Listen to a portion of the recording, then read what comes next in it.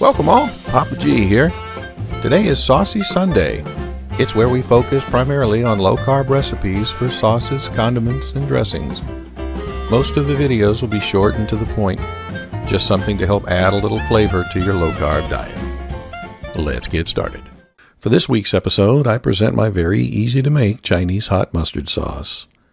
I wanted to make this to help complement my next recipe, low-carb egg rolls. Look for that recipe very soon. Begin by adding some dry mustard powder to a bowl. I think you get a better flavor with Coleman's, but any brand should work fine. Add a little salt, some warm water, rice vinegar, and a little peanut oil. Mix with a whisk until the sauce is creamy and smooth. This recipe is so easy to make, you can make it as you need it. There you have it, folks, my Chinese hot mustard sauce. A very easy to make traditional Chinese recipe. I hope you enjoyed this video.